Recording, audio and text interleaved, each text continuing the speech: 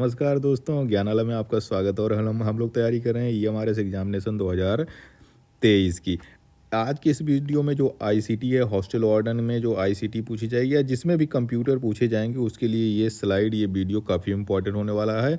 ICT यानी information and computer या communication technology से जो महत्वपूर्ण प्रश्न है जो प्रीवियस कोई ईयर में कभी ना कभी किसी एग्ज़ाम में पूछे गए हैं, उनका जो है हम लोग प्रैक्टिस कर रहे हैं। और आज की इस वीडियो में हम लोग 10 क्वेश्चंस की जो है प्रैक्टिस करेंगे। इसके साथ ही ये भी बता दें कि जो है अगर आप लोग इसका पीडीएफ डाउनलोड करना चाहें तो आप डिस्क्रिप्शन बॉक्स में जाके इसका पीडीएफ भी डाउनलोड कर सकते हैं। तो चलिए आज की वीडियो का पहला क्वेश्चन शुरुआत करते हैं। लैन का पूरा रूप क्या है, लैन का पूरा नाम पूछा जा रहा है। पहला ऑप्शन दिया है लोकल एक्सेस नेटवर्क, दूसरा ऑप्शन है लॉन्ग एरिया नेटवर्क, तीसरा ऑप्शन है लोकल एरिया नेटवर्क और चौथा ऑप्शन है लॉन्ग लेटेंसी एरिया नेटवर्क। जैसा कि हम सभी जानते हैं इसका सही आंसर है local area network. Local area network मतलब लैन। देखिए लोकल एक्सेस मत कर दीजिएगा, पहला ऑप्शन पूरा पढ़िएगा, हर एक ऑप्शन को पूरे क्वेश्चन को पूरे ध्यान से पढ़िएगा, अन्यथा जो है कभी कभी जो होते हैं कुछ क्वेश्चंस ऐसे भी गलत हो जाते हैं। तो लैन का पूरा नाम है local area network. Local area network का मतलब होता है कि मान लीजिए आपको एक छोटी सी बिल्डिंग में या किसी भी बिल्डिंग में आपको जो है सबको अपने जितने भी आपके यहाँ कंप्यूटर लगे हुए हैं, जितने सिस्टम लगे हुए हैं, उसको अगर आपको इंटरनेट से जोड़ना है, उनकी नेटवर्किंग करनी है, उनको आपस में जोड़ना है, तो ये जो छोटे एरिया पे यानी लोकल स्तर पे जो चीज़ आप कर रहे हैं, इंटरनेट कनेक्टिविटी दे रहे हैं, उनको आपस में कंप्यूटर को जोड़ रहे हैं, उसी को कहते हैं लोकल एरिया नेटवर्क। मतलब एक बिल्डिंग हो गई, एक घर हो गया, तो उसे लोकल एरिया नेटवर्क कहते हैं। ये कई तरह के इस तरह के नेटवर्क होते हैं। जैसे वैन होता है, मतलब वाइड एरिया नेटवर्क, अगर पूरे विश्व को आपको जोड़ रहे हो तो उसको वाइड एरिया नेटवर्क कहते हैं। इसी तरह मैन होता है, मैन मतलब मेट्रोपॉलिटन एरिया नेटवर्क है। इसका मतलब होता है कि एक पूरी सिटी हो गई, उसमें इंटरनेट कनेक्शन प्रोवाइड करवा दीजिए। या फिर जो होता है पैन भी होता है, पर्सनल एरिया नेटवर्क भी होते हैं। तो ये सब नेटवर्क के प्रकार हैं, कितने किस क्षेत्र में कितने एरिया पे हम लोग जो है कंप्यूटर को जोड़ रहे हैं आपस में, उसी के बेसिस पे इनका नामकरण किया गया है। तो चलिए हम लोग अपना दूसरा क्वेश्चन देखते हैं। डीएनएस का पूरा रूप क्या है। देखिए दूसरा क्वेश्चन आ गया कि डीएनएस का पूरा नाम क्या है। पहला ऑप्शन दिया है डोमेन नेम सिस्टम, दूसरा ऑप्शन दिया है डेटा नेटवर्क सर्विस, तीसरा दिया है डिजिटल नेमिंग स्टैंडर्ड और चौथा दिया है डायनामिक नेटवर्क सर्वर। डीएनएस का मतलब होता है, डी फॉर डोमेन होता है, एन फॉर नेम होता है, एस फॉर सिस्टम होता है। डीएनएस मतलब डोमेन नेम सिस्टम होता है। ये क्या करता है, इंटरनेट से जुड़ा हुआ शब्द है। अगर कोई यूजर किसी वेबसाइट को जो है रिक्वेस्ट भेजता है, अगर कोई चीज़ खोजता है, मान लीजिए आपको google.com पे जाना है, तो आप google.com जो है सर्च करोगे तो वो वेब सर्वर पे हो जाएगा। वेब सर्वर से जो है वो एक रिक्वेस्ट जो है उसको जो डीएनएस सर्वर पे जाएगा। डीएनएस सर्वर डॉट कॉम को जो है वहाँ से जो है जब इन्फॉर्मेशन जो है आईपी के रूप में आपको वापस कर देगा कि भाई ये चीज़ आप खोज रहे हो, आपको ये चीज़ चाहिए। तो यही का जो मोटा मोटा इसका नाम है, इसी का नाम है डोमेन नेम सिस्टम, डीएनएस इसको शॉर्ट में कहा जाता है। चलिए अपना तीसरा क्वेश्चन देखते हैं। विंडो में एक फाइल को स्थानांतरित करने के लिए कौन सी कुंजी संयुक्त रूप से दबाई जाती है। ये कह रहा है कि अगर कोई फाइल आपको ट्रांसफ़र करनी है, मान लीजिए आपको ये इस फोल्डर से इस फोल्डर में, फोल्डर ए से फोल्डर बी में कोई फाइल ट्रांसफ़र करनी है, तो आप कौन सी संयुक्त की यानी दो की आपस में दबाएंगे। तो चलिए अपना आंसर देख लेते हैं। Control x. कंट्रोल एक्स जैसा कि हम सभी जानते हैं कट करने के काम आता है, कोई चीज़ कट करनी है उसके लिए हम कंट्रोल एक्स दबाते हैं। कंट्रोल सी का मतलब होता है कॉपी करने के लिए। कंट्रोल बी का मतलब होता है पेस्ट करने के लिए, जब कोई चीज़ पेस्ट करनी होती है। और डी का कोई ऐसा मतलब नहीं है, इस तरह से कंट्रोल डी का कोई प्रयोग होता नहीं है। तो जो पेस्ट करोगे तभी तो कोई चीज़ ट्रांसफ़र होगी। आपने मान लीजिए आपको कट भी करना हो या कॉपी करना हो, दोनों के केस में अगर आपको यहाँ से ए फोल्डर से बी फोल्डर में कोई चीज़ ले जानी है, तो आप जो है उसके लिए ऊपर वाला तो दो चीज़ इसमें, चाहे आप कट करो कॉपी करो, लास्ट में आपको जो है कंट्रोल बी दबाना पड़ेगा। कंट्रोल बी दबाएंगे तो वो चीज़ वहाँ पे ए से बी फोल्डर में ट्रांसफ़र हो जाएगी। तो राइट आंसर है तीसरा ऑप्शन है कि कंट्रोल बी दबाने से आप एक फाइल को कहीं भी स्थानांतरित कर सकते हैं। चौथा क्वेश्चन क्या भाई, माइक्रोसॉफ्ट वर्ड में किस फीचर का उपयोग स्वतः संशोधित करने के लिए सामान्य टाइपिंग गलतियों को सुधारने के लिए किया जाता है। जैसे टेह को दा में बदलना जैसे ही आप टाइप करते हैं। तो ये पूछ रहा है, ये तो हर चीज़ में लगी होती है भाई। हम लोगों के जो है अगर हम अपना मोबाइल फ़ोन खोजें तो उसमें भी जो है अगर हम कोई चीज़ टाइप करते हैं तो कोई चीज़ जो है जब गलत हम टाइप कर देते हैं तो अपने आप वो सही हो जाती है। उसका नाम क्या है भाई? उसी को कहते हैं ऑटो करेक्ट। ऑटो मतलब स्वतः, करेक्ट मतलब सही हो जाए। बहुत बार हम जल्दी जल्दी स्पेलिंग टाइप करते हैं तो इधर का उधर हो जाता है, लेकिन कंप्यूटर जो जो ऑटो करप्ट ऑप्शन है, चाहे कंप्यूटर में हो चाहे मोबाइल में हो, वो समझ जाता है कि हाँ भाई यही चीज़ ये लमसम करते हैं। कभी कभी ये ऑटो करेक्ट जो है बहुत परेशान भी करता है। हम लिखना कुछ चाहते हैं हिंदी उंदी में, लेकिन वो बार बार उसको करेक्ट करके कुछ और शब्द बना देता है। तो वही है, ऑटो करेक्ट होता है जो अपने आप जो है कोई छोटी मोटी गलती होती है, जैसे देह को दा में बदलना, मतलब करेक्ट कर देता है, सही कर देता है स्पेलिंग, उसी का नाम है ऑटो करेक्ट। ऑटो सेव मतलब होता है ये तो खुद मतलब सेव हो जाना। जब हम कोई चीज़ जो है वर्ड पैड में कोई चीज़ काम करते हैं तो अगर उसमें हम ऑटो सेव करते हैं तो जैसे जैसे हम टाइप करते जाते हैं, अपना डॉक्यूमेंट बनाते जाते हैं, तो वो हमारा जो डॉक्यूमेंट है, हमारी जो फाइल है, वो अपने आप स्वतः सेव हो जाती है। ऑटो फॉर्मेट, ऑटो समराइज का कोई मतलब नहीं है, तो auto correct is the right answer. 5वां क्वेश्चन देख लेते हैं। एक्सेल में सेलों को संदर्भित क्षेत्र को क्या कहते हैं? एक्सेल मतलब MS एक्सेल, माइक्रोसॉफ्ट एक्सेल का उसमें सेल होते हैं, हम सभी जानते हैं क्या बने होते हैं भाई। इसमें फार्मूला और फंक्शंस यही सब उसमें MS वर्ड में पूरी स्प्रेडशीट होती है, स्प्रेडशीट बनी होती है एक्सेल में, स्प्रेडशीट। तो स्प्रेडशीट में ये पूछ रहा है कि जो सेल का संदर्भित क्षेत्र होता है उसे क्या कहते हैं। अब यहाँ पे देख लीजिए, ये सब ये MS एक्सेल है, MS एक्सेल का सॉफ्टवेयर है। इसको खोलेंगे तो आपको ऐसे ढेर सारे सेल दिखते हैं। देख लीजिए, एक एक छोटा छोटा जो है डब्बा दिख रहा है, एक एक सेल दिख रहा है। तो इस सेल को सेल पैकेज कहते हैं, सेल दुकान कहते हैं, सेल रेंज कहते हैं, या सेल ट्रेड कहते हैं। तो राइट आंसर है, एक्सेल में सेलों को संदर्भित क्षेत्र को सेल पैकेज कहा जाता है। राइट आंसर ये है। इसको आप लोग देखिएगा, ये जो सेल बने हुए हैं, ठीक है, ये वाला ये एक सेल हो गया, ये सब सेल हैं। तो इस तरह से एक्सेल में माइक्रोसॉफ्ट एक्सेल हो या एक्सेल के कोई और सॉफ्टवेयर हो, उसमें सेलों के संदर्भित क्षेत्र को सेल पैकेज कहा जाता है। चलिए 6वां क्वेश्चन देख लेते हैं। एंड्रॉयड से पूछा गया, एंड्रॉयड मोबाइल ऑपरेटिंग सिस्टम का पहला संस्करण किस नाम से जाना जाता है?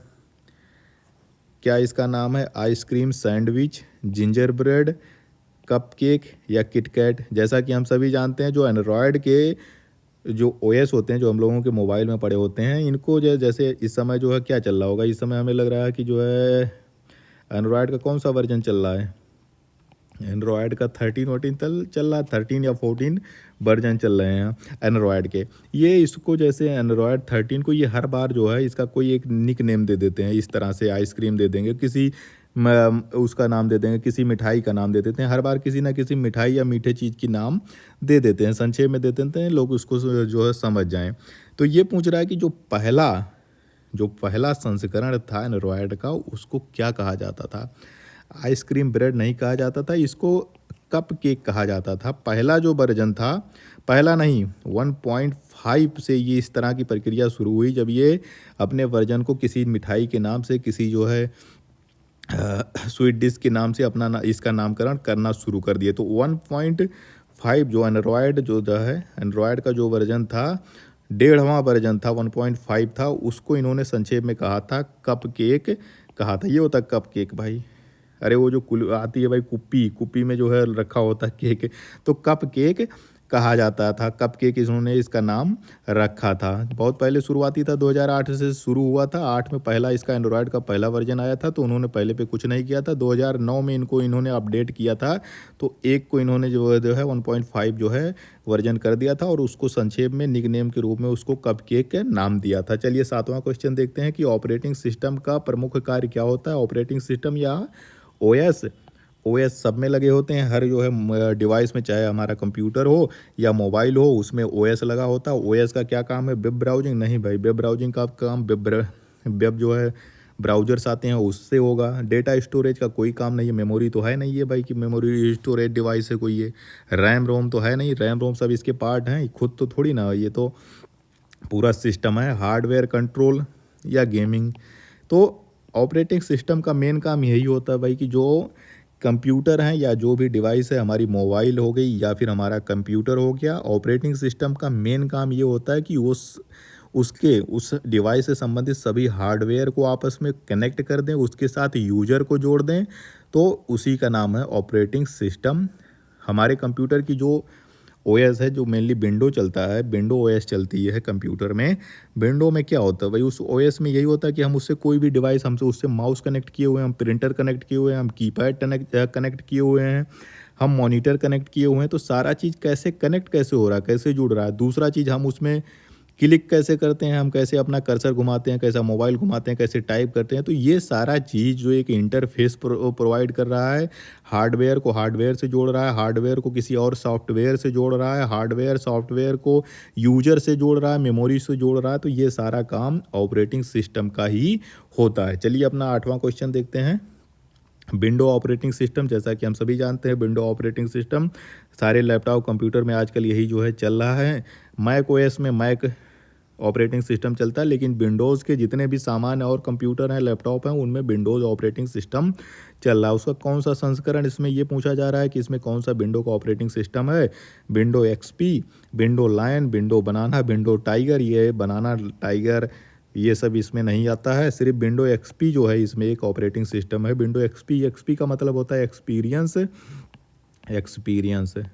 तो विंडो एक्सपीरियंस या विंडो एक्सपी जो है ये विंडो का ऑपरेटिंग सिस्टम है। चलिए 9वां क्वेश्चन देख लेते हैं कि किस तरह कंप्यूटर वायरस आपके उपकरण में प्रवेश कर सकता है। कंप्यूटर वायरस, जैसा कि सब समय हम सभी जानते हैं क्या होते हैं भाई, या कोड होगा, मैलिशियस कोड होते हैं, या कोई प्रोग्राम हो जाए, या कोई सॉफ्टवेयर हो जाए जो हमारे कंप्यूटर में घुस जाए, हमारे डाटा चुरा ले, हमारे कंप्यूटर को नुकसान पहुंचा दे किसी भी तरीके से, तो उसे हम कंप्यूटर वायरस कहते हैं। कंप्यूटर वायरस, जैसा कि हम सभी जानते हैं, किसी भी तरीके से इसमें फैल सकता है। केवल फाइलों के डाउनलोड करने से, फाइलों के डाउनलोड करने से तो फैल ही जाएगा। कोई भी अगर किसी फाइल में वायरस पड़ा हुआ है और उसको हम डाउनलोड करेंगे तो हमारे कंप्यूटर में भी आ जाएगा। ये हम सभी जानते हैं। ईमेल के माध्यम से, ईमेल भी अगर जो है उसमें कोई वायरस डाल दिया गया है और हम डाउनलोड करेंगे तो हमारा कंप्यूटर भी उस वायरस से इन्फेक्ट हो जाएगा। इंटरनेट ब्राउज करते समय, आप ब्राउजिंग के समय भी बहुत सारे वेबसाइट पे पड़े होते हैं। तो ये सारे विकल्प इसमें सही हैं, सभी विकल्प हैं, सभी प्रकार से कंप्यूटर वायरस हमारे मोबाइल में, हमारे जो है कंप्यूटर में आ सकता है। 10वां क्वेश्चन आज की वीडियो का लास्ट और अंतिम क्वेश्चन है। एक वेबसाइट को बंद करने के लिए बड़ी मात्रा में ट्रैफिक भेजने की प्रक्रिया को क्या कहा जाता है। एक वेबसाइट को, मान लीजिए आपको किसी वेबसाइट को बंद करना है, मान लीजिए आपको ईएमआरएस की, ऐसा मत करिएगा, ये अटैक है, ये एक अपराध है। मान लीजिए आपको ईएमआरएस या नेस्ट की वेबसाइट को बंद करना है, तो इसके लिए आपको क्या करना होगा, ढेर सारी बड़ी मात्रा में ट्रैफिक भेज दीजिए। जब क्या होता है कि जब अंतिम समय में हम लोग देख रहे थे ईएमआरएस का जब एप्लीकेशन भरा जा रहा था, तो अंतिम दिन जो है जब इसका चल रहा था तो उस समय वेबसाइट हैंग हो रही थी, वेबसाइट बहुत लेट में खुल रही थी। क्यों? क्योंकि एक साथ बहुत सारे लोग, बहुत सारे स्टूडेंट्स जो है वेबसाइट को खोल रहे थे, अपना फॉर्म डालने के लिए, फॉर्म चेक करने के लिए वेबसाइट चेक कर रहे थे, बार बार खोल रहे थे। तो ट्रैफिक बहुत ज़्यादा बढ़ गई थी, जिसकी वजह से कंजेशन इतना ज़्यादा हो गया था और जो है वो बहुत समय लोड लेने में, जो है वेबसाइट लोड होने में बहुत समय लगा रही थी। तो सेम चीज़ यही पूछ रहा है कि एक वेबसाइट को अगर आपको बंद करना है तो बड़ी मात्रा में ट्रैफिक भेजने की प्रक्रिया को क्या कहते हैं। वेब होस्टिंग तो कहते नहीं भाई, web hosting, Daniel of service attack इसको कहा जाता है, ब्लॉग होस्टिंग कहा जाता है, इंटरनेट सर्विस प्रोवाइडर आईएसपी कहते हैं। तो इसको कहते हैं Daniel of service, DOS attack इसको संक्षिप्त में कहा जाता है, डॉस अटैक कहा जाता है। डॉस अटैक क्या होता है, अटैकर क्या करता है कि किसी वेबसाइट पे, मान लीजिए कोई वेबसाइट है, विकीपीडिया की वेबसाइट है। अब विकीपीडिया की वेबसाइट को अगर हमें बंद करना है गलत तरीके से, तो हम क्या करेंगे भाई, हम ढेर सारा जो है चैट बोट या कोई बोट बना देंगे, कोई कंप्यूटर प्रोग्राम बना देंगे, ढेर सारा बोट बना देंगे। बोट क्या होते हैं, एक तरह के जो है रोबोट होते हैं, मतलब कंप्यूटर की भाषा में रोबोट कह सकते हैं इनको। ये क्या है, कमांड इस वेबसाइट को अपने आप कंप्यूटर से एक्सेस करेंगे, ढेर सारा ट्रैफिक भेजेंगे। मान लीजिए विकीपीडिया की जो है क्षमता है कि ये 1 मिनट में जो है 10,000 जो है 10,000 यूजर को जो है एक साथ, इसके में एक साथ काम कर सकते हैं, विकीपीडिया खोल सकता है। लेकिन ये ढेर सारा ऐसा कंप्यूटर प्रोग्राम बना के जो है इस पर अटैक कर देंगे, ढेर सारा बोट बना के। अब ये बोट इस पे हमेशा अटैक करेगा विकीपीडिया पे। मान लीजिए ये दो बना देंगे कि 20,000 की क्षमता से इस पे भेजने लगेंगे, ट्रैफिक भेजने लगेंगे, खोलने लगेगा। तो ये वेबसाइट फिर क्या हो जाएगी, ये खुलना बंद कर जाएगी, हैंग कर जाएगी, इसका सर्वर डाउन हो जाएगा और जो यूजर होंगे जिनको इसको सही में उपयोग करना हो वो इसको खोल ही नहीं पाएंगे। तो खोल नहीं पाएंगे, उनके लिए क्या हो जाएगा, ये सर्विस जो है उपलब्ध नहीं होगी।